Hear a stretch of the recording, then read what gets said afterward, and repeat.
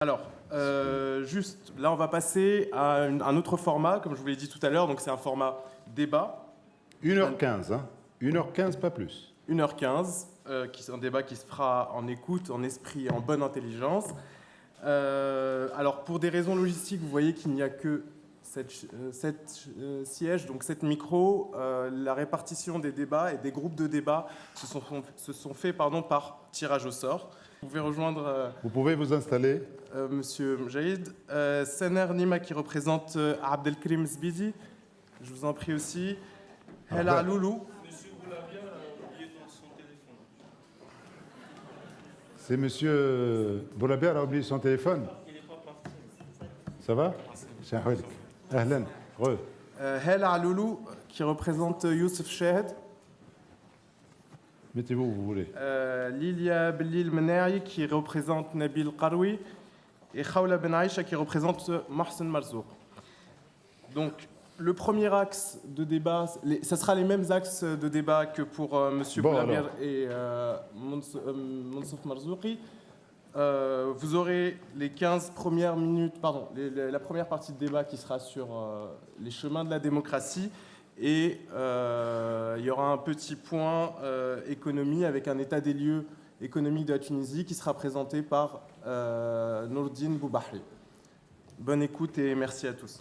Bon, moi, on m'a proposé de faire... J'attends qu'ils aient les micros déjà. Je vais essayer de jouer vraiment l'équilibriste pour que vous ayez tous le même timing et pour ne pas... Donc moi, j'ai proposé à ce que ça soit plus ou moins interactif parce que je me mets à la tête des gens qui vous écoutent, qui vous regardent, pour qu'il y ait au moins un échange. Vous pouvez parler de Tunisien, vous aussi, hein, si vous voulez. Mais moi, j'ai des thèmes, et puisque même si, en général, je suis indiscipliné, je vais être discipliné ce soir, puisqu'il s'agit d'une campagne présidentielle en Tunisie. Donc, on va vous donner d'abord bienvenue. Merci d'être là. Et on va commencer par le premier thème. Je vais commencer par cette idée, et c'est vrai que l'idée est assez alléchante, c'est ce désaveu de la politique. Je commence. Je vous remercie pour votre invitation, Tunisian Think Tank. C'est la deuxième initiative et je vous encourage pour continuer ces événements. Alors, le désaveu des Tunisiens de la classe politique. Alors, en Europe, on parle de crise démocratique. Ici, en Tunisie, en fait, le problème, c'est depuis 2011, donc on assiste à un échec successif de tous les gouvernements qui sont passés depuis 2011. Donc, on a pratiquement un gouvernement chaque année, donc une instabilité politique et une situation économique qui se détériore. Mais c'est une responsabilité collective, non? Bien sûr. Y compris la gauche. Bien sûr. On est tous responsables, mais avec des degrés différents. Donc, en fait, il y a le deuxième point. Pour moi, c'est, en tout cas pour nous, la gauche. Donc, ça dépend quelle gauche. Hein. Oui, c'est ça. La gauche est plurielle. Alors, en fait, c'est les conflits au sein des majorités qui étaient au pouvoir. Donc, en fait, on assiste à des décompositions de partis, de majorités. Et les gens, ils ont plus confiance et il n'y a plus de crédibilité. Vous êtes en train de faire le diagnostic comme ils l'ont fait les autres. Oui. Là, on vous parle des solutions parce qu'on parle de campagne présidentielle pour apporter des solutions. Comment remédier à ce désaveu? C'est ça, parce que je pense que tous les Tunisiens ici connaissent la situation politique, mais dans le cadre d'un renouveau. Puisqu'à chaque fois qu'on parle d'élection, on parle d'un renouveau. Oui. Alors, qu'est-ce que vous proposez pour atténuer ce désaveu? En fait, il faut laisser la place aux jeunes. Oh, ça, c'était prévu depuis 2011. C'est la langue de bois. Moi, j'ai moins de 35 ans, je suis là. Après, il faut que les partis, tout le monde, laisse la place aux jeunes pour qu'il n'y aura plus de rejet de la vie politique, parce que les jeunes ils sont désenchantés à cause de ça aussi. Et c'est simple, il faut laisser la place à la femme qui, malheureusement, malgré le statut personnel, elle n'a pas sa place dans l'économie. Mais je t'ai donné la parole en priorité parce qu'elles sont majoritaires. Mais j'aurais dû commencer par une femme. Oui. Alors, Khawla, toujours dans le désaveu. Vous pouvez réagir, hein, parce que ça fait un peu... Oui. Ça peut... Bonsoir à toutes et à tous. Merci pour cette initiative. Je suis très contente de vous retrouver toutes et tous. Je vois beaucoup de têtes que je connais, donc je suis très heureuse de vous revoir. Le désaveu, c'est parce qu'aussi on avait de très grandes attentes, qu'on voulait aussi que les choses changent très vite, qu'on avait peut-être aussi quelques idées ou qu'on voulait avoir des résultats tangibles tout de suite. Malheureusement, ça ne s'est pas fait. Cette transition démocratique a un peu trop duré, à mon sens, et au sens de beaucoup de Tunisiennes et Tunisiens. Et puis, on a beaucoup vu ces dernières années les mauvaises personnes au mauvais poste, y compris au sein du gouvernement, y compris au sein du Parlement et dans les partis politiques, mais aussi dans les médias. Parce qu'aussi, je vais un petit peu titiller aussi le rôle des médias. On ne fait pas souvent passer les bonnes personnes qui pourraient forcément renvoyer une bonne image aussi de la pratique politique. Parce que comme il y a les mauvaises personnes, il y a aussi de très bons exemples. Malheureusement, moi je le vis quasi quotidiennement à l'Assemblée. Les trains qui arrivent à l'heure n'intéressent pas grand monde.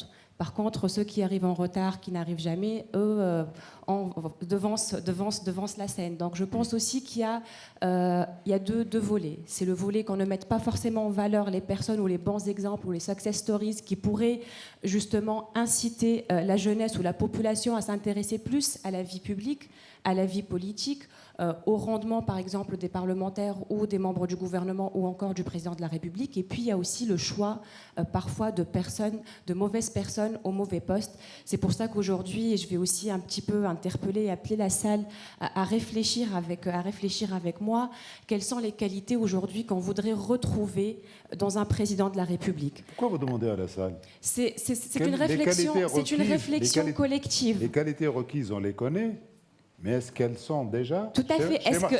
Quelles sont les qualités qu'on requiert justement d'un président de la République et dans quel candidat elles se retrouvent? Parce qu'aujourd'hui, un poste de président de la République est un poste purement politique. Ce n'est pas un poste pour un technocrate, par exemple.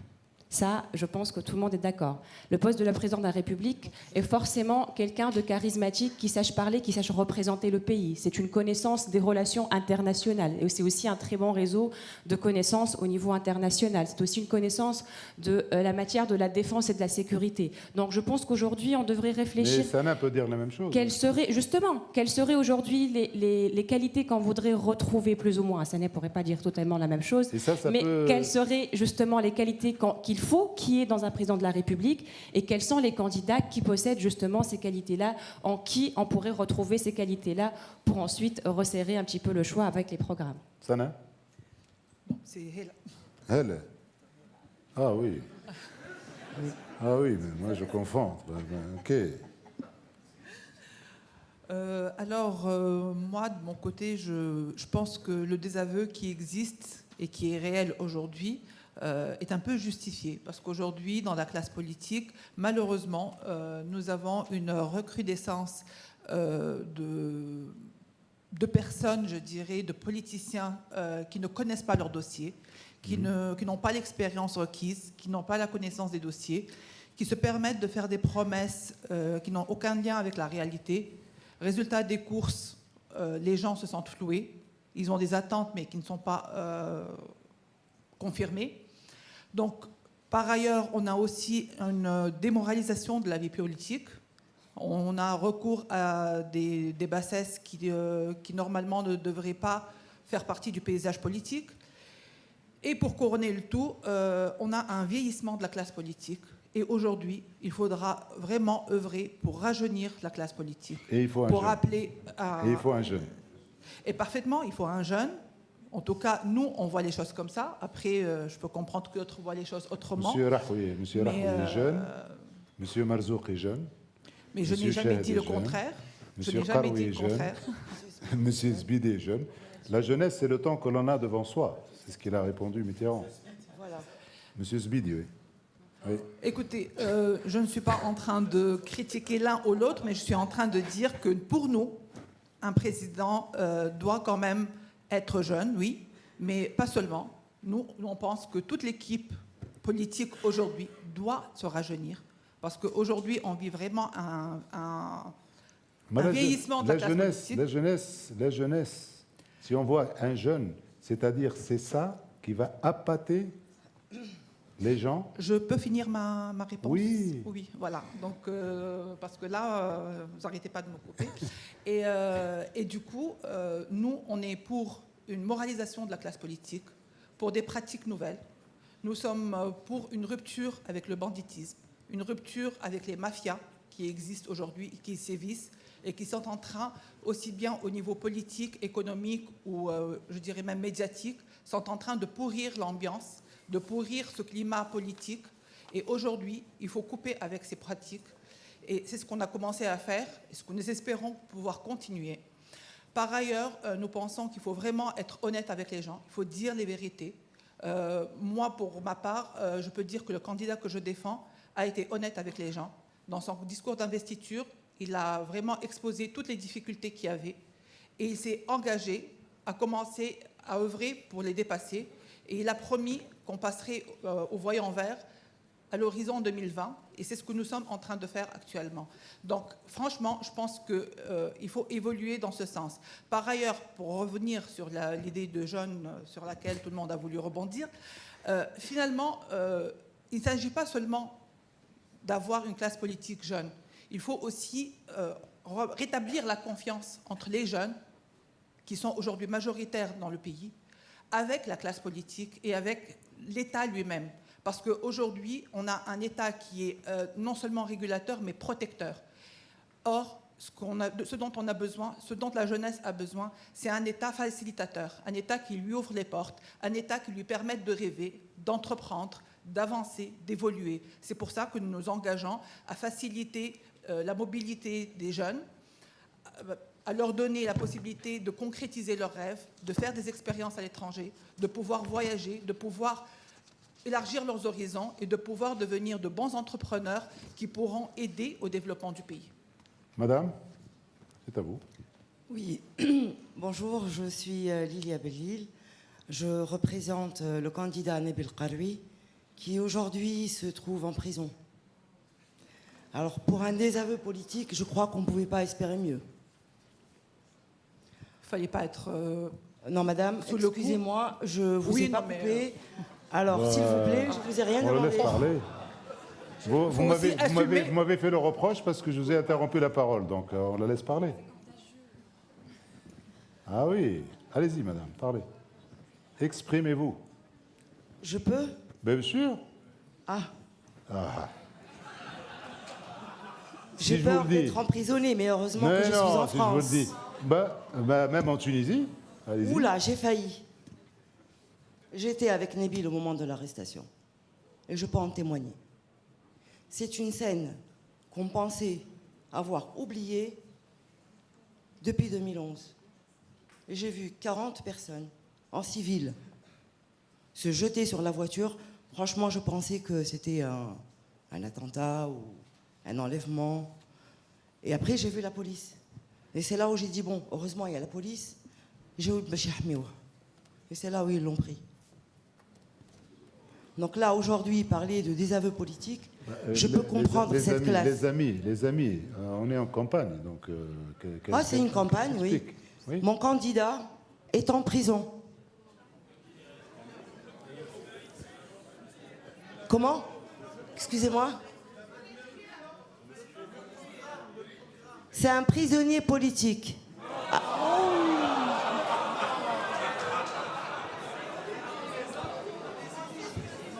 Vous me laissez vous expliquer ou pas? Bon, les amis. C'est ça la démocratie en Tunisie?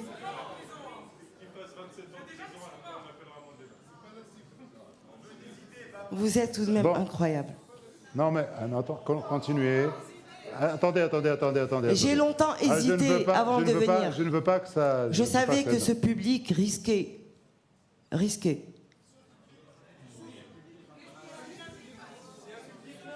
Non, excusez-moi, vous n'êtes pas neutre.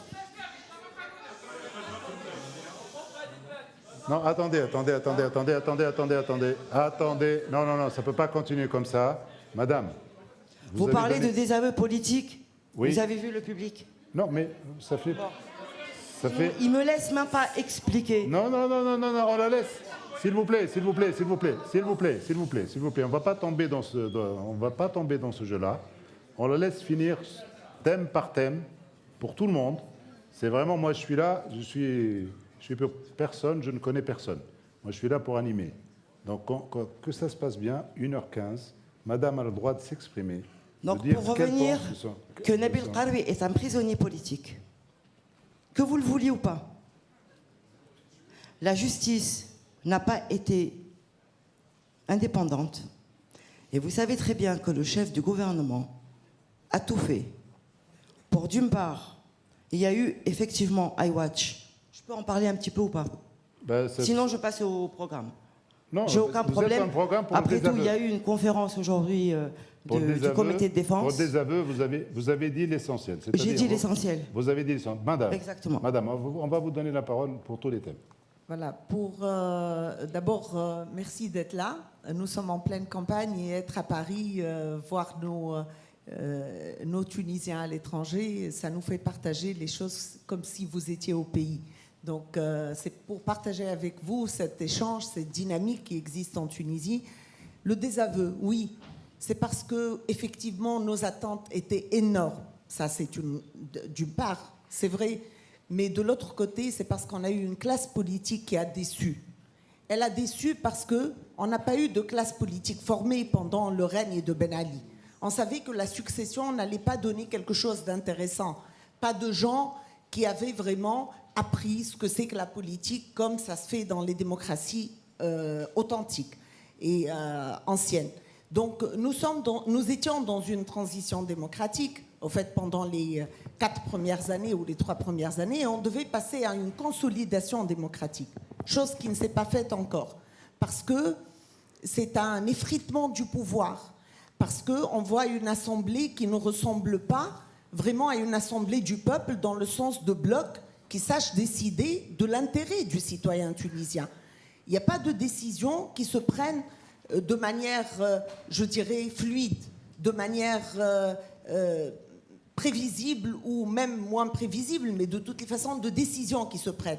Du coup, le citoyen lambda, et encore plus le citoyen conscient et qui suit l'affaire publique, se trouve dans un État, dans un pays où rien ne se fait, voire qu'on marche à reculons, tous les indicateurs sont au rouge, rien ne va plus, même ceux qui étaient dans la classe moyenne sont descendus dans la classe pauvre. Du coup, quel est ce bien-être qu'a apporté la démocratie pour la Tunisie? Les gens ne voient au quotidien que des enchantements, au fait.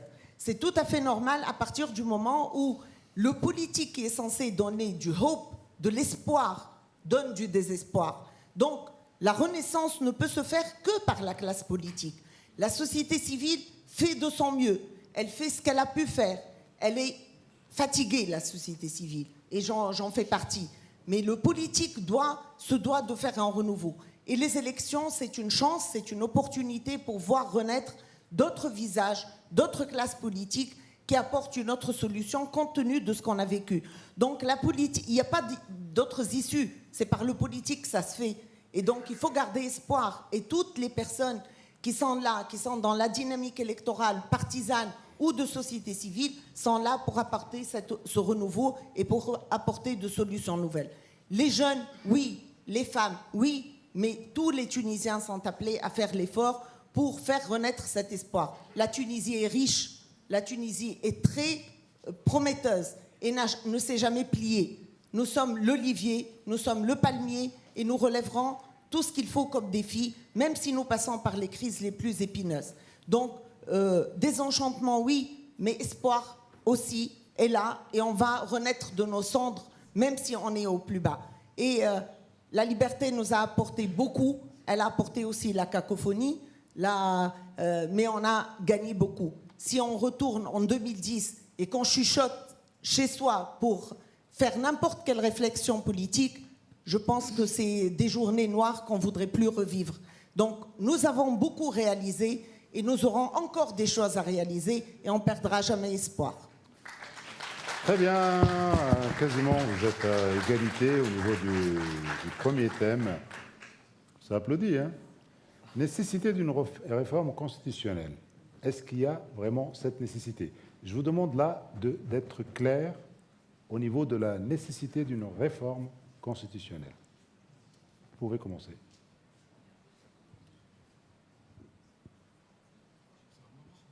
Ça marche. Oui? Alors, pour nous, il faut d'abord, avant de parler de réforme constitutionnelle, moi je pense qu'il faut d'abord commencer par une réforme de la loi électorale. Parce que les vrais mots de la Tunisie viennent de cette loi électorale qui a été mal faite et qui n'a pas été révisée. Le problème aujourd'hui, c'est que nous n'arrivons pas à dégager de majorité. Et ça, c'est dû à cette loi électorale et non pas au régime lui-même. Aujourd'hui, si on arrive à dégager une majorité plus forte en termes de sièges, donc en changeant la loi électorale, on arrivera à avoir une certaine cohérence. On pourra voir réellement ce que vaut ce système. Parce qu'aujourd'hui, le système, on ne l'a pas réellement essayé dans des conditions idéales. Par ailleurs, je pense que du moment qu'on n'a pas de majorité, quel que soit le régime politique, ça ne changera rien. Par ailleurs, avec l'effritement actuel, de toute façon, pour passer à un changement de la Constitution, il faudra une majorité des 2/3, qu'on n'obtiendra jamais. On n'arrivera pas à se mettre d'accord sur... À mon sens, on n'y arrivera pas, parce que de toute façon, en voyant ce qu'on n'arrive pas à faire en ce moment, ce qui veut dire très peu de choses, comment allons-nous pouvoir changer un régime politique carrément avec les conditions actuelles? Je pense qu'aujourd'hui, il faut d'abord commencer par changer les deux premières composantes, à savoir la loi électorale et le règlement intérieur de l'Assemblée, qui lui aussi est une source de blocage au jour d'aujourd'hui. Lilia. J'espère qu'ils vont me laisser parler cette fois-ci. Mais non. En fait, le programme de notre candidat, il ne pense pas changer la Constitution, mais effectivement, il y a une nécessité à amender concernant le mode de scrutin, la loi électorale. Le Tunisien, par contre, il faut se mettre à la place du Tunisien en 2011. Il y avait une nécessité, il ne faut pas l'oublier. On avait besoin de sortir de ce régime dictatorial et de ce régime hyper-présidentiel, d'où ça pouvait se comprendre à un moment donné. Aujourd'hui, je pense qu'il y a lieu de ne pas toucher à la Constitution, mais peut-être revoir les modalités électorales. Walid. Alors, nous, notre position concernant la Constitution, elle est claire. En fait, une réforme dans le fond, non, parce que ce n'est pas la Constitution qui pose problème, mais c'est plutôt la manière dont ceux qui ont gouverné ont utilisé la Constitution. Donc, en fait, rien que je vous donne un exemple très simple. Est-ce que c'est la Constitution? Mais les députés qui ont voté pour la Constitution. Oui, bien sûr. Gérard était député, non? Oui, bien sûr. Oui, mais mon Gérard, il n'était pas majoritaire. Oui, mais voilà. Député. Je vous pose juste une question très simple. La Constitution nous impose de créer une Cour constitutionnelle. Pourquoi elle n'a pas été créée jusqu'aujourd'hui? Parce que la majorité au pouvoir, elle n'a pas pu se mettre d'accord rien que pour ça. Ça veut dire qu'on a des lois qui passent anticonstitutionnelles, des lois qui passent très lentement à cause de ça. C'est un truc simple, mais on n'arrive pas à le faire. Ça, ce n'est pas le problème de la Constitution. Bien entendu, on peut toujours la réviser, quelques amendements, l'ajuster des choses. Elle doit évoluer avec le temps. Mais le problème, c'est... Il faut choisir les bonnes personnes, comme elle a dit Raoul, parce qu'en fait, les personnes qui ne sont pas compétentes, si elles sont opportunistes, elles sont juste là pour changer d'un parti à un autre et faire des mauvais calculs, bah on ne peut pas en fait avancer comme ça. Raoul, il y a une alchimie avec Marcel Marzouk. Pardon? Il y a une alchimie avec Marcel Marzouk. Avec sur la Constitution? Non, pas du tout. Bon, pas du tout. Nous d'accord. sommes de ceux qui, depuis notre congrès constitutif en juillet 2016, avons appelé à certes réformer le code électoral où on propose vraiment un choix sur les personnes, donc un mode uninominal à deux tours pour pouvoir déjà voter sur des personnes qu'on connaisse, pas sur un scrutin de liste et être ensuite choqué ou surpris de voir certaines personnes accéder à l'Assemblée, mais aussi de pouvoir garantir certaines majorités avec ce système de 2 tours. La Constitution, oui. D'une part, le régime politique actuel, parce que pour nous, il est inconcevable qu'un président élu au suffrage universel ne bénéficie pas d'assez de prérogatives et qu'un chef du gouvernement désigné bénéficie de tous les pouvoirs. Par ailleurs, nous avons la 3e tête du pouvoir qui est aussi donc le président de l'Assemblée. Donc nous avons un régime politique aujourd'hui qui nous impose 3 présidents. On n'arrive pas trop à définir les responsabilités. Et puis, on a cette contradiction entre une personne élue au suffrage universel qui n'a pas de prérogatives, qui n'a pas justement assez de prérogatives par rapport à son poids et par rapport à sa représentativité. Et nous avons un chef du gouvernement qui est désigné par des partis politiques, en l'occurrence dans le cadre actuel, dans le régime politique et mode de scrutin actuel. Il faut, c'est son problème. il a déjà eu droit à la parole, donc je reviens à mon idée. Il est aujourd'hui inconcevable qu'un chef du gouvernement désigné à l'ombre de ce mode de scrutin qui impose aux partis, aux groupes parlementaires un consensus et un vote ministre par ministre. Je vous laisse imaginer tous les remaniements ministériels. On doit non seulement avoir un accord de tous les groupes parlementaires, parce que je vous laisse imaginer aussi la prochaine Assemblée, tous les fritements qu'il va y avoir. Donc, se mettre d'accord dans un premier temps sur un chef du gouvernement et ensuite accorder le vote ministre par ministre. Donc, vous vous retrouvez avec un chef du gouvernement qui est obligé de faire plaisir à tout le monde et de mettre de s'abaisser et puis de tomber dans le piège justement des quotas partisans pour pouvoir former son gouvernement et pouvoir passer. Donc, pour nous, oui, il faut une réforme de la Constitution. Oui, par rapport au régime politique, mais sur plusieurs autres points, parce que nous avons eu la chance ces 5 dernières années de voir toutes les failles de la Constitution. La dernière en date, c'était avec la mort du président de la République, des élections présidentielles anticipées, des délais constitutionnels pour justement élire un nouveau président, et puis on a dû ratifier dernièrement les délais justement de recours pour pouvoir avoir un président à temps. Donc on a la Constitution aujourd'hui, on a vu toutes ces failles, elle en a beaucoup. Donc il faut absolument les revoir. La manière, les majorités disponibles ou pas à l'Assemblée, ça c'est une autre paire de manches. Et effectivement, avec un mode de scrutin pareil, ça va être une tâche très, très difficile. C'est pas exprès de vous donner la parole à chaque fois en dernier, mais parce que j'alterne. Mais j'ai mal alterné. C'est peut-être votre position qui fait ça. Mais vous avez la parole. Merci. Donc, si on parle de mode de gouvernance, au fait, c'est vrai que nous, les Tunisiens, nous sommes ingénieux, nous sommes formidables et nous voulons ce qu'il y a de mieux. Nous sommes Tunisiens, quoi. Nous sommes Tunisiens. Et c'est extraordinaire. Donc, à l'occasion de la Révolution en 2011, on a voulu sortir une constitution qui répond à des idéaux, au fait. Et du coup, on a pondu sous la pression, vous savez, Atissam Rahil et tout ça, on a sorti une constitution qui était basée essentiellement à la fin sur des compromis. Et ces compromis ont donné quelque chose qui est devenu un petit peu non praticable sur le plan pragmatique de la chose. Donc aujourd'hui, nous avons un régime, partout dans le monde, nous avons soit un régime présidentiel, soit un régime parlementaire. En Tunisie, on a un mixte entre ces 2 régimes, et au fait, on a 3 têtes du pouvoir, avec un effritement de l'Assemblée, etc. Donc du coup, qui prend la décision? Personne. Nous sommes dans cette situation au quotidien. Personne n'est responsable, et tout le monde dilue la responsabilité. Donc il est hors de question... Pourtant, tout le monde a applaudi à l'époque. Oui, tout à fait. Parce qu'on rêve d'un idéal où on empêche une nouvelle dictature de s'installer, etc. Mais en pratique, ce n'est pas possible. Il faut vraiment que quelqu'un prenne les rênes et que quelqu'un assume les responsabilités. Bien évidemment, les partis politiques qui sont élus en majorité, etc. Mais ceux qui gouvernent doivent quand même assumer leurs responsabilités. Donc aujourd'hui, il va falloir faire un amendement sur la Constitution sans toucher, bien évidemment, les articles qui sont spécifiquement mentionnés, qui sont intouchables, l'article 1, 2, 49 et 75, mais instaurer un régime de choix, soit le présidentiel, soit le parlementaire. Ceci sera soumis attention, parce que c'est important, à la Cour constitutionnelle qui n'est pas encore en place. Donc c'est la priorité du prochain mandat du Parlement, c'est de mettre en place la Cour constitutionnelle, suite à quoi ça passera devant le Parlement pour être voté aux 2/3.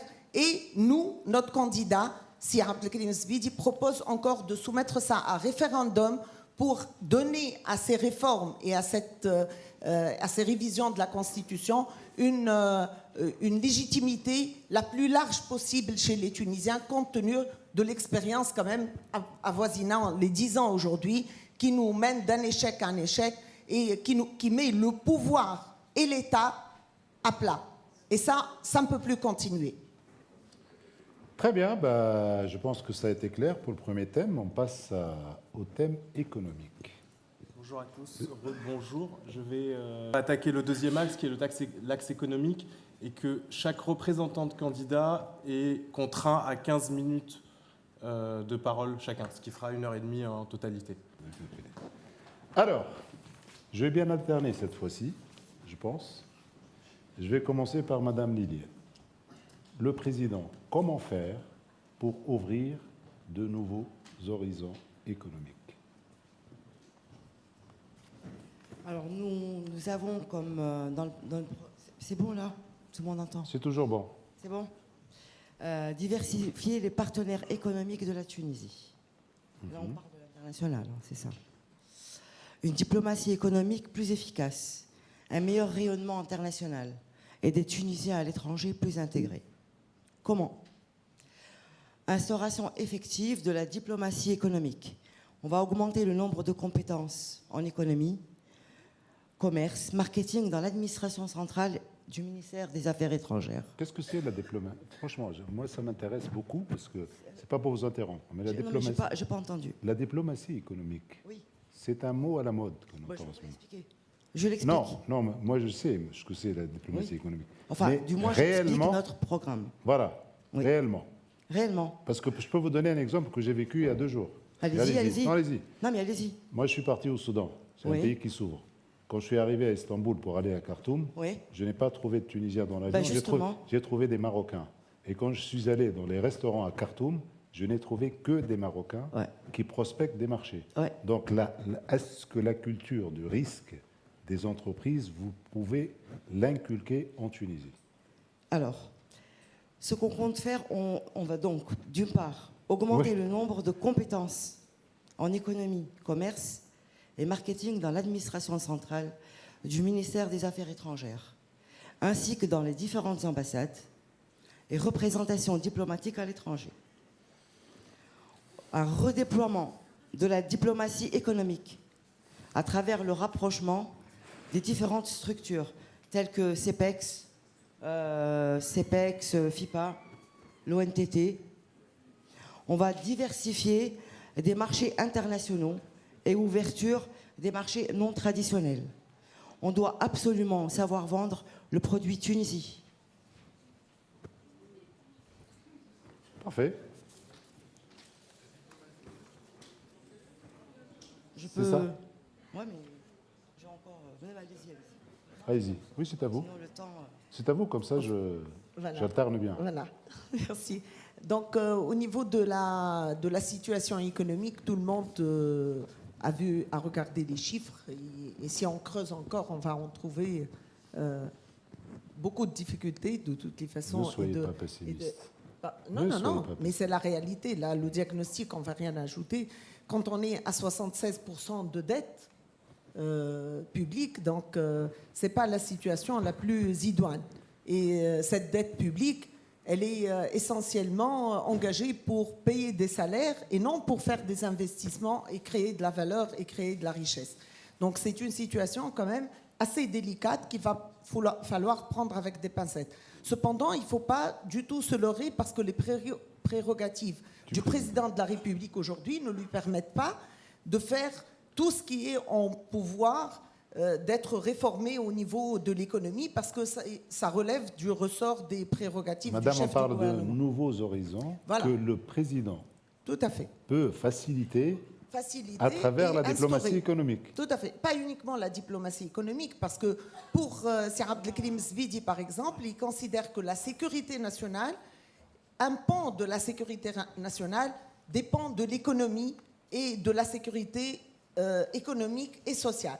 Et donc, il a décidé d'instaurer au niveau du Conseil national de la sécurité l'aspect économique et social, donc pour regarder de très près ces aspects-là. Regardant par exemple les zones frontalières, il est très important que la population sur les régions frontalières soit fixée avec du développement et de la création de la valeur et de la richesse pour pouvoir faire front au terrorisme, à la contrebande, etc. Donc ça, c'est un volet. Pour la diplomatie, c'est tout à fait normal qu'aujourd'hui, comme vous dites, c'est un petit peu à la mode, mais aujourd'hui, nous sommes un pays africain.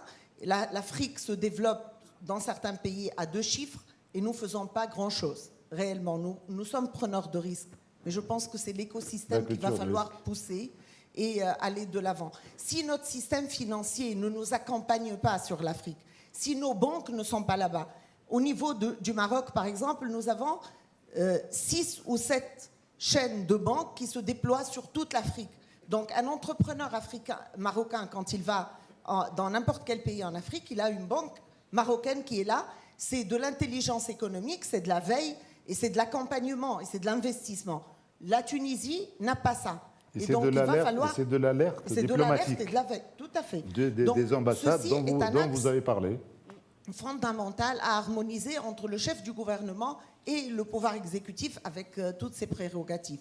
Le troisième axe, qui est aussi crucial, c'est choisir dans le gouvernement, et le président a un rôle à jouer là-dedans, les vraies compétences économiques pour diriger les départements qui ont un aspect, qui sont du ressort économique du pays stratégiquement. Et donc, fusionner aussi certains départements commerciaux ministériels, il n'est plus question de garder un ministère des Affaires étrangères d'un côté et un ministère de l'investissement et de la coopération internationale qui sont complètement dissociés, alors que ça devrait être la même locomotive pour toute la diplomatie. C'est ce qui existe au Maroc, voilà. le ministère des Affaires étrangères et de la coopération internationale. Ça sera l'intelligence internationale. Le dernier point, au moins dans les prérogatives du président, c'est aussi l'Institut des études stratégiques. Et ça, il faut avoir une vision claire sur le plan économique et avoir aussi un nouveau pacte social entre les différentes parties, l'UGTT, l'UTICA, la Connect, etc., pour faire un nouveau pacte social et repartir sur de nouvelles bases, loin des tergiversations partisanes, parce que cela va de l'intérêt de la Tunisie dans sa globalité et de tous les citoyens tunisiens. Donc la croissance, c'est la richesse, c'est le bien-être, c'est la stabilité. Et le président est le premier garant de cette cohésion politique et de cette stabilité et harmonisation entre tous les acteurs politiques et de la société civile. En parlant de croissance, vous n'avez pas trop faim, ça va? Ni trop soif? Ça va? Vous pouvez y aller? Bon, d'accord. Monsieur Walid. Pour le volet économique, donc, tout en restant dans les prérogatives du président, parce que c'est vrai que ça touche aussi aux prérogatives du chef du gouvernement. En fait, il y a plusieurs points. Alors, au niveau de la diplomatie économique... Un président, il peut ouvrir des pistes, non? Bien sûr. Au niveau de la diplomatie, qui est l'une des prérogatives du président, donc on parle de diplomatie économique, il faut en fait nommer les compétences et non pas les gens sur des bases partisanes. Au niveau des représentations diplomatiques, ça c'est déjà une première remarque. Ensuite, juste pour continuer sur l'aspect économique, dans le programme de Think Tank, on parle d'ALECA. Si vous voulez, oui, je peux me permettre. On peut parler d'ALECA. En fait, donc, le libre-échange, le principe même d'un libre-échange, il faut la libre circulation des personnes, des biens et des services, des capitaux. Donc, nous, en tout cas, la position de notre candidat, c'est que la libre circulation des personnes doit être assurée. Sinon, on est contre l'ALECA. Si elle n'accepte pas ça. Donc voilà. Après, il y a aussi la question des banques je suis toujours dans les questions de think tank, donc Question de think je ne fais tank, pas mais du hors-sujet. Mais vous avez rassemblé les deux thèmes. Nous, on parlait des horizons, vous avez déjà parlé de libre-échange et de la régulation. Donc, oui, après, il y a la question de la corruption, oui. qui aussi bloque notre économie, malheureusement. Si on continue comme ça, on n'est pas dans un système libéral, comme il a dit M. Boulabial, on va vers un régime féodal. Ça veut dire on n'est pas dans la libéralisation ni dans le régime socialiste, quoi. Donc on est entre les deux. Sans régulation, on va aller droit au mur. D'accord. D'accord. Khawla.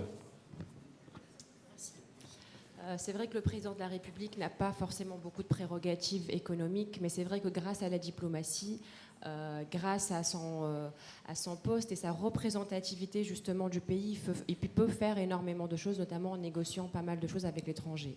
Dans le programme de notre candidat, sur le volet justement économique, c'est tout à fait, nous parlons énormément de transformer un petit peu nos représentations diplomatiques.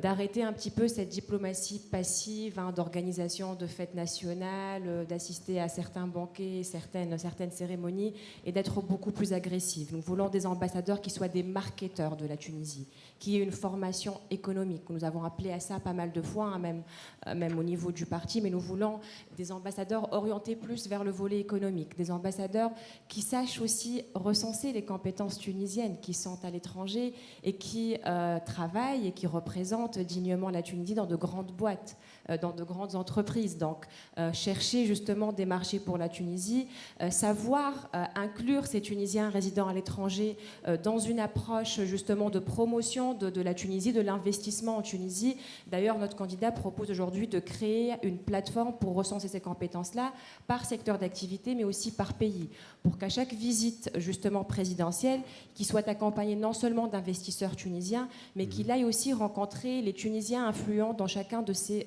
pays. Et nous ne pouvons trouver de meilleurs ambassadeurs pour la Tunisie que les Tunisiens résidant à l'étranger. Un deuxième point, c'est que notre candidat propose aussi de créer un marché de l'emploi euro-méditerranéen. Il s'engage à organiser une conférence dans ce sens-là et où on négocierait justement avec nos voisins européens des marchés d'emploi. Par exemple, prenons comme exemple, la France a besoin de 3000 techniciens en plomberie ou en maçonnerie ou autre. La Tunisie peut s'engager à les offrir, mais dans un cadre d'une migration légale organisée, comme c'était le cas bien avant, mais avec une façon beaucoup plus moderne. Aujourd'hui, nos médecins, nos ingénieurs quittent la Tunisie pour partir dans des pays européens, dans des pays étrangers. La formation de ces ingénieurs et de ces médecins coûte extrêmement cher à la Tunisie. Vous savez qu'un médecin coûte plus de 500 000 dinars pendant ses 12 ans de formation à la Tunisie. Aujourd'hui, nous pouvons trouver un pacte dans le cadre de ce marché euro-méditerranéen du travail, à ce que ces pays qui ont vraiment besoin de médecins que nous, et puis nous qui ayons justement un surplus peut-être de compétences, peut-être aussi que notre programme éducatif et puis que nos filiales universitaires ne sont pas beaucoup en adéquation aussi avec le marché du travail, avec les attentes futures du travail, que nous ayons ce pacte-là, que ces pays participent à la formation, contribuent à la formation de ces compétences tunisiennes pour qu'ensuite elles soient recrutées en bonne et due forme dans ces pays-là. Un autre point du programme de notre candidat qui est aussi destiné un petit peu aux familles défavorisées ou aux élites qui émanent de milieux défavorisés, qui n'ont pas forcément la chance d'accéder à de grandes écoles à l'étranger, c'est de créer une fondation, la Fondation Carthage,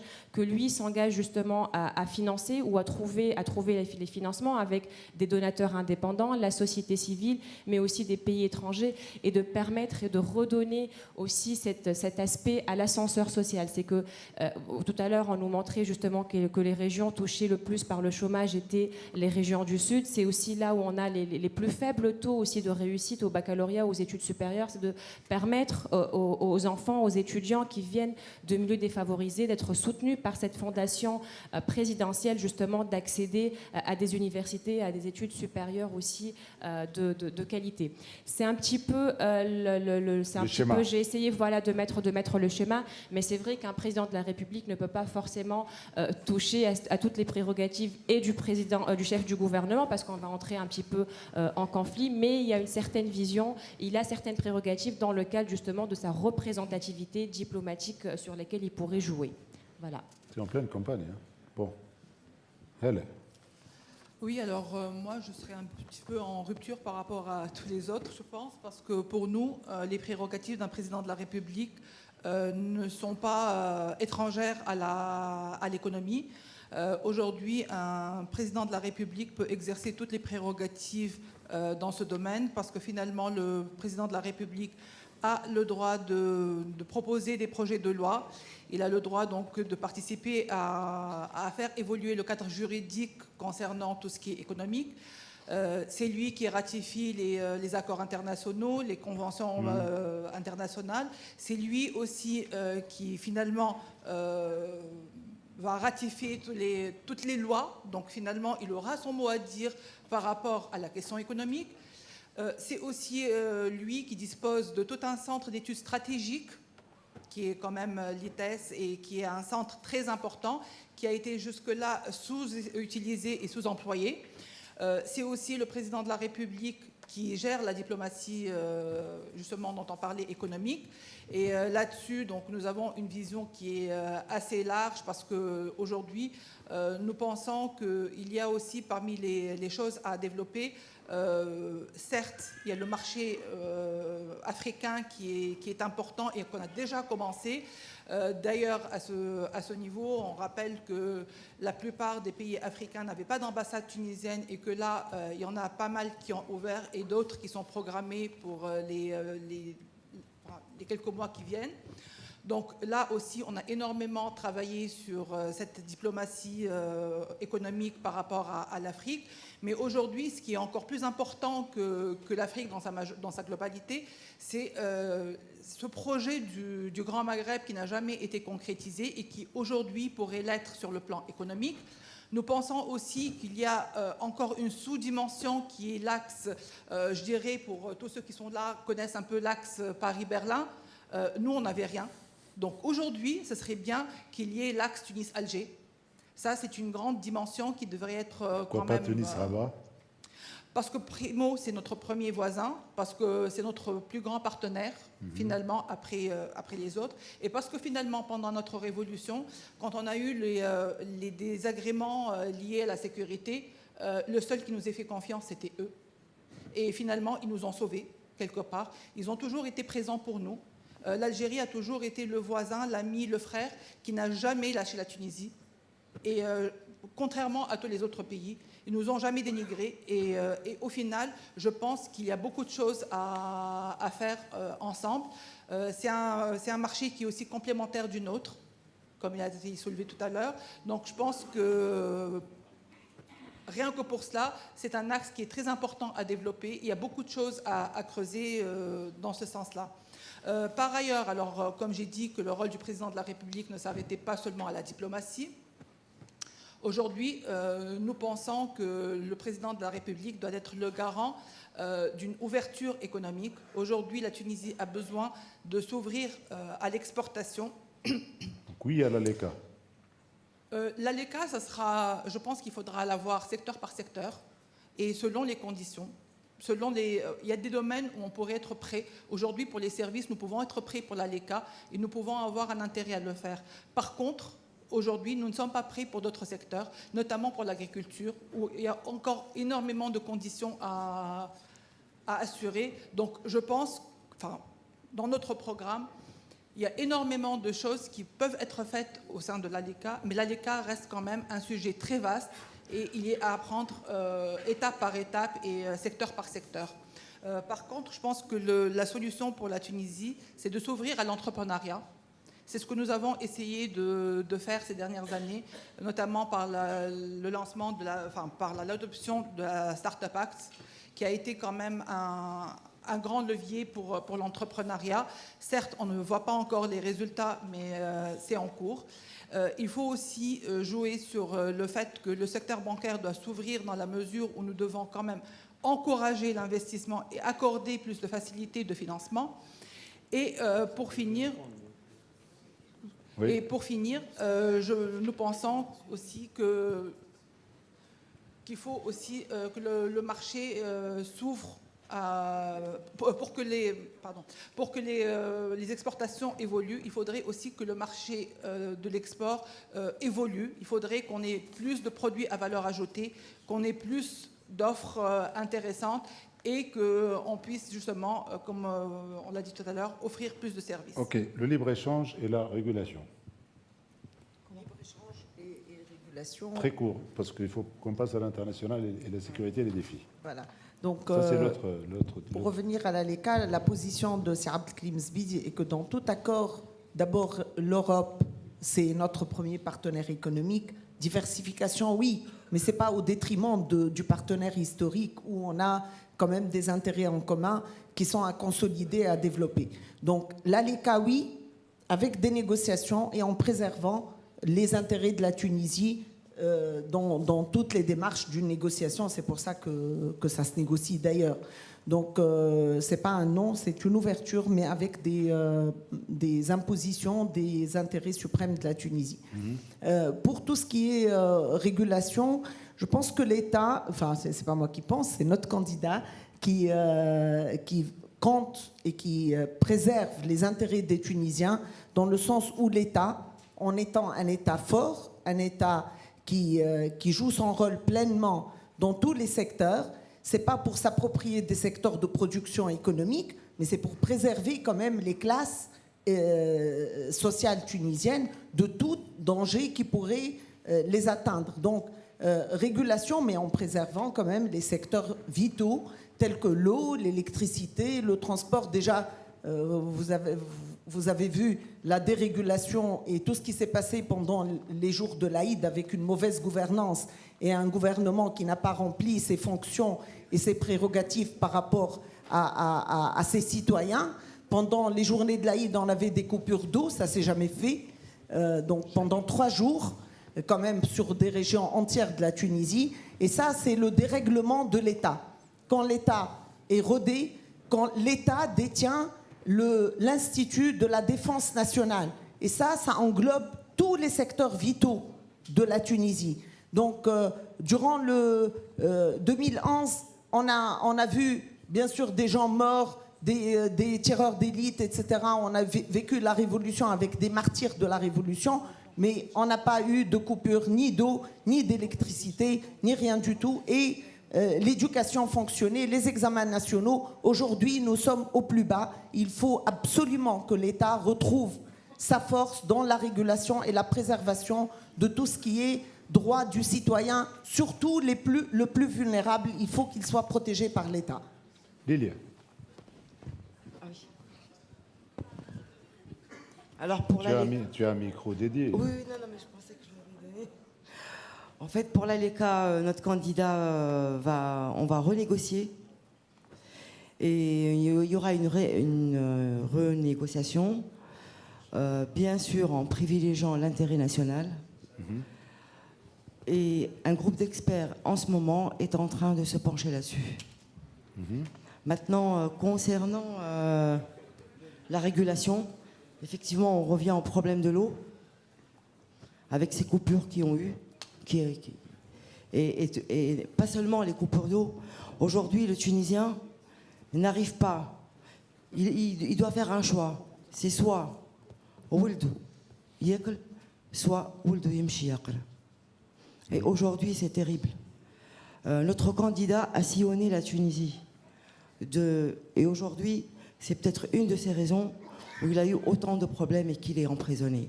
Il a sillonné le pays d'est en ouest, du nord au sud.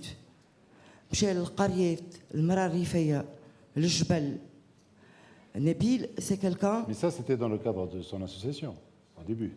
En fait, je vous explique. Oui. Non, je pose la question. Oui, tout à fait. Après la mort de son fils, il avait besoin de ça. Non, c'est pour préciser. Oui, c'était dans le cadre de l'association, effectivement. Mais il a aidé beaucoup de gens. Non pas à Bakou Makrouna, comme on le dit, parce qu'on arrive à un moment, c'est une insulte pour le peuple. traiter quelqu'un, je pense que c'est la pire insulte. Ça, moi, je sais pas. Donc l'association, non seulement elle a été d'une aide capitale au point où il n'arrivait plus à satisfaire les besoins. Il y avait des milliers, après c'était des centaines de milliers. Et ça, à partir de là, c'est quelque part ces gens-là qui l'ont poussé aujourd'hui à se présenter aux élections présidentielles. Oui, ben oui. L'ALECA, je viens de répondre à l'ALECA. Oui, il y aura on une va renégociation. renégocier, parce qu'on n'avait pas On fait va attention. renégocier l'ALECA. Moi, j'ai entendu. On va renégocier les accords. Les accords. Et il y a actuellement des experts qui se penchent là-dessus, tout en préservant la souveraineté de l'État. Un programme, on l'a. Il y a eu une conférence de presse, je l'ai sur moi. Mais malheureusement, vous me coupez à tous les coups, je ne peux même pas m'exprimer. Non, mais moi, je suis là pour qu'on ne vous coupe pas la parole. Voilà. Non, non, non. Mais pourquoi vous avez une dent contre elle, quand même? Oui, c'est vrai. Qu'est-ce que vous avez contre nous? Bon, allez-y. J'aimerais bien vous entendre. Qu'elle s'exprime. Et répondre après, à vos vous aurez questions. droit à des questions. Donc vous pouvez Je poser suis là la pour question. ça. Si je suis Allez. venue et si Nabil aujourd'hui a été emprisonné, c'est parce qu'il venait, il souhaitait fortement venir vous voir. Il voulait absolument rencontrer la diaspora. Il a demandé une main levée. Ça a été refusé à 14h. Il y a eu un mandat de dépôt. À 15h30, il a été arrêté. Alors vraiment, me couper à tous les coups, nous sommes en démocratie. Je pense... Non, mais là, vous avez la parole. Bon, c'est bon, Vous là, avez il la m'écoute. parole. Et vous avez ma parole. Que vous avez la parole. Merci. Vas-y. Donc je pense avoir répondu à l'ALECA. Je pense La avoir régulation à et la le libre-échange. régulation. Donc c'est bon, vous êtes satisfaite de votre réponse? De la réponse de qui? De votre réponse? Ah, de ma réponse? Oui. Non, pas encore. J'aimerais parler du pacte contre la pauvreté. Du pacte contre la pauvreté. Oui. Qui sera soumis dans les 90 jours, juste après le mandat. Rapidement, parce que ça n'a rien à voir avec le libre-échange. Bon, allez. Je le garde pour plus tard. Allez-y. Non, mais c'est pas grave. Moi, je préfère Non, mais respecter... allez-y, mais... Non, non. Ah, ça mérite... Je préfère... Ça, oui. D'accord. Ça mérite... On peut pas l'exposer en 1 ou 2 minutes. Ah, c'est un autre programme? Ouais. Ah bon, d'accord. J'ai vu que tu voulais réagir parce que tu n'as pas eu... Il ne faut pas que je... faut pas que je te donne... en fait, comme ça, comme parole. Je rebondis vite fait. Pour l'ALECA, donc il faut privilégier l'intérêt national. Quand j'ai dit non, c'est quand ce n'est pas dans notre intérêt et on n'est pas fermé à négocier. Après, il y a la dimension, pour le président toujours de la République, la dimension diplomatique. Donc si on regarde notre environnement, c'est-à-dire Algérie, l'Afrique, la Méditerranée, en fait, ça ne dépend pas que de nous. Donc il faut saisir l'occasion algérienne, par exemple, mais ça ne dépend pas que de nous. On doit attendre, on doit attendre ce qui se passe. C'est-à-dire, on est tributaire du voisinage. Ça veut dire qu'on doit attendre le nouveau pouvoir en Algérie, par exemple, pour saisir l'occasion. Mais pour l'instant, on doit compter sur nous-mêmes. La politique, ce sont des opportunités. Bien sûr. Donc on doit compter sur nous-mêmes. Et plutôt, il faut peut-être favoriser les entreprises pour qu'elles aillent investir en Afrique et tout ça, que la diplomatie, parce qu'en ce moment, c'est compliqué. Entreprise publique ou privée? Les deux. D'ailleurs, je voulais parler de... C'est bien le secteur privé en Tunisie? Il faut l'encourager. Il y a du potentiel, on a des compétences. Les Tunisiens sont très intelligents et c'est pas ça qui manque. Par contre, je voulais parler de l'investissement public. Parce que tout à l'heure, lors de la diaporama de M. Boubahli, on parle d'une baisse de l'investissement privé et l'IDE aussi. Et en fait, du coup, la solution, en tout cas pour notre programme, de notre candidat, c'est l'investissement public. L'État, il est absent parce qu'il n'a pas les moyens financiers, mais ça, c'est un autre sujet, on peut en débattre. Mais il faut... si l'investissement privé ne s'implique pas, et l'étranger, il faut que l'État investisse, les autres suivront. Et pour investir, par exemple, la réforme bancaire, la recapitalisation des banques, l'argent des banques publiques, il n'est pas destiné pour l'instant pour l'investissement. Pour des raisons bureaucratiques, il y a des gens qui n'ont pas remboursé les prêts. il faut que les banques publiques soient réformées, le secteur bancaire, parce que ça bloque vraiment la croissance et il manque de la transparence dans tout ce qui est bancaire. Donc, par exemple, la Banque centrale a demandé des informations sur des comptes de politiciens, elle n'a pas eu l'info. Des sommes colossales sont rentrées, on ne sait pas encore où on est. Ça se voit que c'est la commission des finances qui parle. Oui, mais malheureusement, il n'y a rien qui a abouti à des sanctions ou des trucs comme ça. Donc, je ne veux pas vous interrompre, mais en fait, il reste 5 minutes pour le dernier thème, à savoir l'international, la Libye et l'Algérie. Donc là, je suis obligé de donner 1 minute à chacun pour parler de l'international parce que... L'ALECA, vas-y, réponds sur l'ALECA.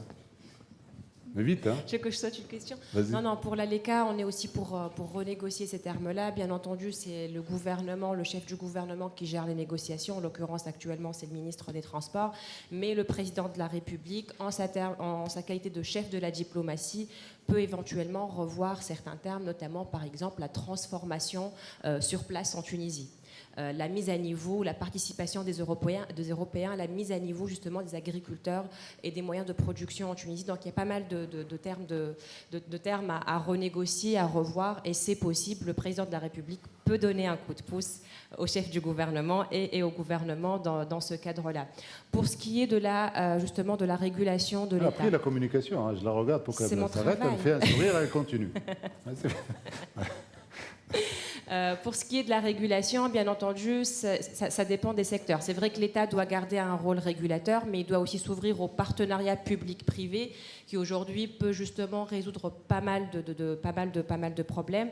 Et puis, il y a certaines entreprises publiques qu'il faut absolument privatiser, notamment la RNTA. C'est inconcevable aujourd'hui qu'un État produise encore du tabac. Je crois qu'on est les derniers dans le monde avec Cuba, je crois. Voilà. Libye, Algérie. Très vite. Libye, Algérie, toutes les façons, reste sur. C'est Abdelkrim Zbidi reste sur les orientations et les fondements de la diplomatie tunisienne.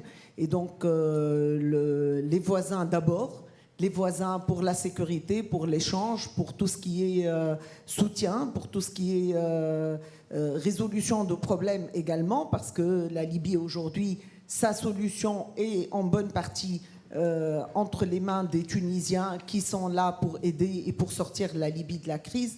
C'est aussi une partie de notre développement économique et c'est une prolongation de notre capital social et démographique.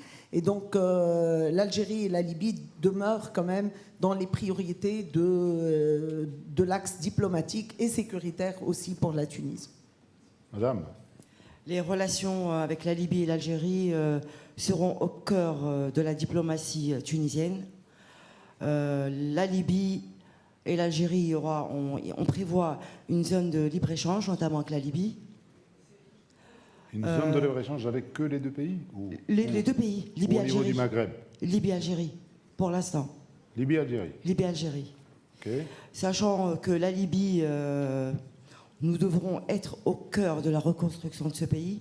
C'est nos deux pays frères et on doit être absolument... Malgré la situation actuelle. Il participera à la stabilité de ce qui se passe actuellement en Libye et même en Algérie, malheureusement. Alors, vous m'avez un peu oublié sur la régulation. Je vais revenir un peu en arrière. Il me semble avoir entendu quelque chose sur la régulation. Sur la LECA, mais pas sur la régulation. Oui, d'accord. Voilà.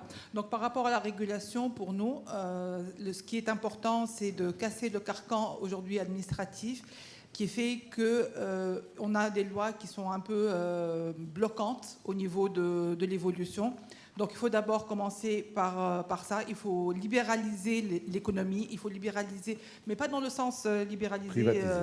Non, c'est-à-dire que, en fait, donner la possibilité aux gens de pouvoir entreprendre. On a pas mal de lois qui sont encore bloquées à l'ARP, qui n'ont pas pu passer, et justement. À ce propos, il faudra accélérer certaines lois. Il faudra aussi faciliter le moyen de légiférer sur certaines choses par par décret et non par loi.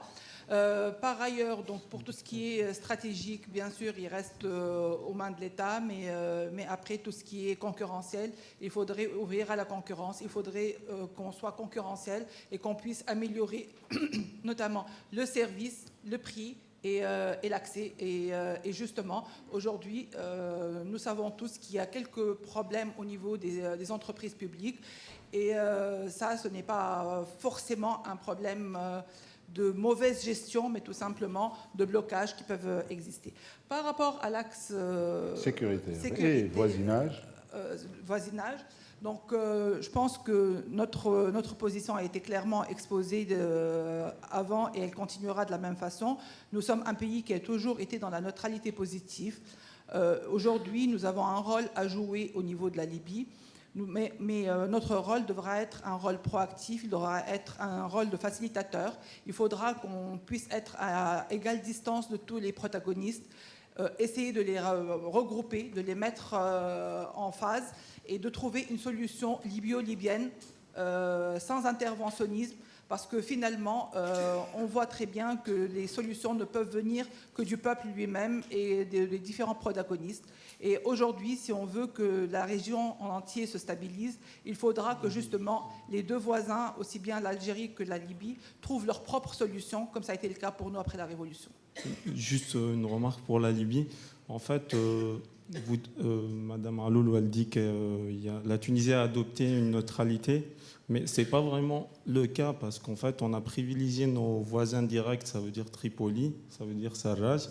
Même si on dit, le discours officiel, il dit qu'on est neutre, mais on a reçu Haftar après. Oui, mais la position, c'est que cette stratégie de pseudo-neutralité, elle ne marche pas.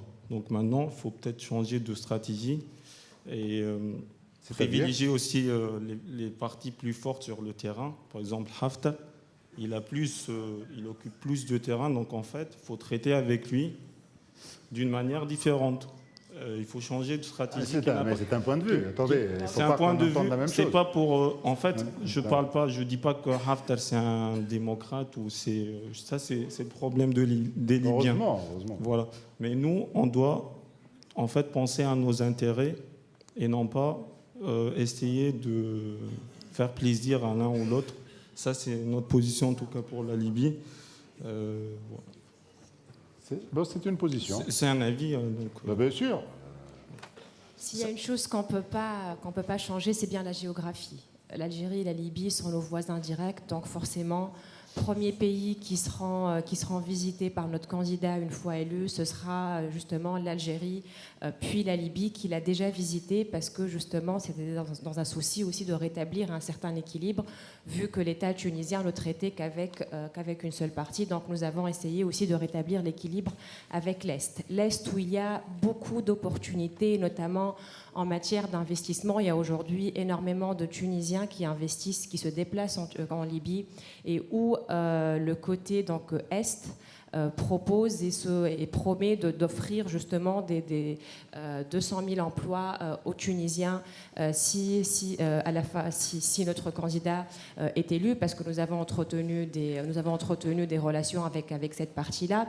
Mais aussi, il faut savoir qu'en relations internationales, seul l'intérêt du pays prime. Donc là où il y a de l'opportunité, il faut y aller. Il ne faut pas avoir honte de chercher l'intérêt de son pays, l'intérêt de ses citoyens. Donc là où il y a de l'opportunité, il faut y aller et il faut en profiter. Donc voilà. Merci beaucoup. On a respecté les temps ? Ah bah c'est parfait. Merci à vous. Alors merci. Je vais demander aux représentants de rester encore une petite minute. Deux choses avant l'entracte. La première, c'est que nous tenions à rappeler que les échanges et les débats se font entre les représentants et ce n'est pas forcément un échange avec le public. Et la deuxième chose, c'est qu'on a fait donc remonter quelques questions. Je vais me permettre de voler la vedette une petite minute à Sita Ophir. Et beaucoup de questions ont porté sur l'écologie. Donc très rapidement, vraiment, en 30 secondes, pour chaque 30 candidat, secondes chacun. On va dire. Je fais un pari, 30 secondes, je te donne $1 million. Moi, je tiens le chrono. Non, mais est-ce qu'on peut essayer Alors, 30 secondes, vraiment? Alors, Ça, c'est un effectivement, test pour les futurs candidats ou les candidats. 30 secondes, réponse sur l'écologie. Ça veut dire qu'on donne une très grande importance à l'écologie. Ça veut dire qu'on est monsieur propre à 300%. Allez, je me lance. Allez, l'écologie? Je me lance. écologie. Alors, c'est l'oral moi, de Sciences Po. je vais jouer le... Mais la question, Ok. le thème Alors, c'est bon, mais la question, c'est oral de Sciences Po, un mot, écologie. 30 secondes. Bon. 30 secondes. On va commencer par monsieur. Je laisse Raoul commencer. Ah, Parce que moi, je veux des questions. Ah, la dictature, ça sert des fois. hein. C'était pas sur ses notes, c'est pour Non, ça non. il a besoin de La réfléchir dictature un avec petit les peu. francs populaires, ça marche pas. hein. Mais on va essayer quand même. C'était pas sur ses J'attendais. fiches, c'était pas sur ses fiches. Comme ça serait un débat quand j'écoute. Ah non, non, sans fiche. Hein. Sans fiche. C'est juste, c'était pas marqué sur les fiches. Voilà, moi je vous donne la réponse. L'écologie? Ah 30 non, non, non, non, secondes. non, non, je vais lui donner la parole. Oui, mais 30 Ah non, non, non. Il y a besoin de réfléchir. 30 secondes. Non, Pourquoi? non, je voulais juste débattre, écouter pour répondre aux... Ah, c'est à ta demande. Parce que j'ai déjà... Ah, d'accord. j'ai déjà pris Si c'est à ta demande, ok. J'ai déjà pris la parole avant. Bon, ok. Faut Alors 30 terminer. secondes. 30 secondes. Alors, Khaoula, 30 Alors, secondes. notre président, justement, ou notre candidat à la présidence aujourd'hui s'engage à avoir justement une présidence écologique, à faire du zéro papier dans l'administration et dans l'institution de la présidence de la République. Il veut également travailler et encourager les jeunes étudiants au sein de la Fondation Carthage à s'orienter justement vers les énergies renouvelables, à s'orienter vraiment vers cette spécialisation-là, parce qu'aujourd'hui, l'écologie, l'environnement sont très très importants pour nous. Alors, pour nous, on a déjà commencé, parce que nous sommes quand même, nous faisons... Vous avez déjà pensé? Oui, oui, oui. Vous y avez pensé? Notre candidat a déjà commencé Oui. à promouvoir tout ce qui est écologique. C'est le premier chef de gouvernement qui a lancé les énergies, qui a développé les énergies renouvelables, qui a lancé les premières stations photovoltaïques. Et à ce titre, je pense que nous sommes Attendez, les gars, il vient bien de vous placés dire... pour parler de ça. Les amis, il vient de vous dire qu'il n'y a pas de... C'est ça? Bon, si on ne respecte pas les 30 secondes, il n'y a pas de plateau repas. Voilà. À moi, ça ne m'intéresse pas, ça. Non, Allons-y. Donc, nous allons continuer sur la même lancée.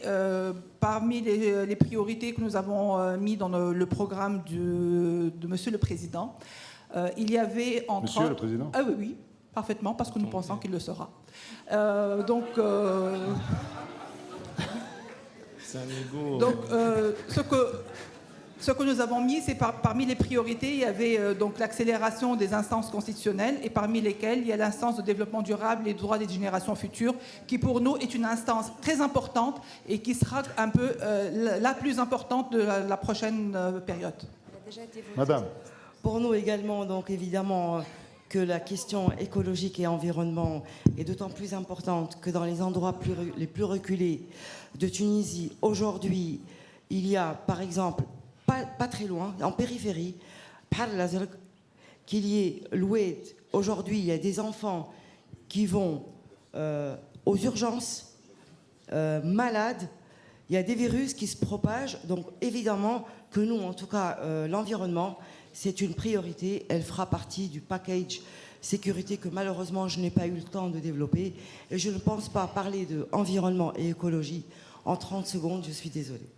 Voilà. Ah, ça nécessite beaucoup plus de temps. C'est que vous lui donnez de l'importance. Ben, on fera une conférence sur l'écologie. Madame.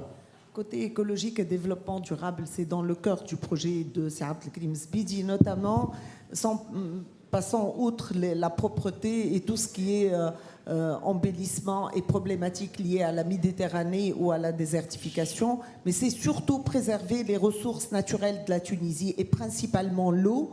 Et ceci va impacter automatiquement le modèle économique, notamment agricole, avec l'exploitation du sud tunisien, avec tout ce qui est agriculture basée sur le géothermique, etc. Plutôt que, si on prend le cas de la tomate, c'est quelque chose qui est tout à fait explicite. Notre pays a des gisements potentiels, mais il va falloir rationaliser tout ce qui est plantation et ressources naturelles. Et ça, c'est dans le cœur du projet. Vous allez faire comme le Rwanda, Non, non. bannir les sacs en plastique. C'est une bonne chose, mais après, je vais vous montrer que ce n'est pas les notes qui définissent les discours. Alors, en fait, Tu parles à Khawla, là? Oui, je parle à Khawla. Oui, parce que... Pas oui. besoin d'avoir de notes pour donner une position. Tu avais depuis tout le début, Oui, donc mais c'est bon. je vais vous montrer le contraire, là. Mais Moi, j'ai pensé qu'il y avait... Alors, en fait, il n'y a pas Au de... début, j'ai pensé qu'il y avait une alchimie entre vous. On ne peut pas parler d'écologie sans... Il y a toujours des alchimies. Hein. Oui, on ne sait jamais. Il n'y a pas de souci. En fait... Bon. Mais alchimie sans être chimique. Hein.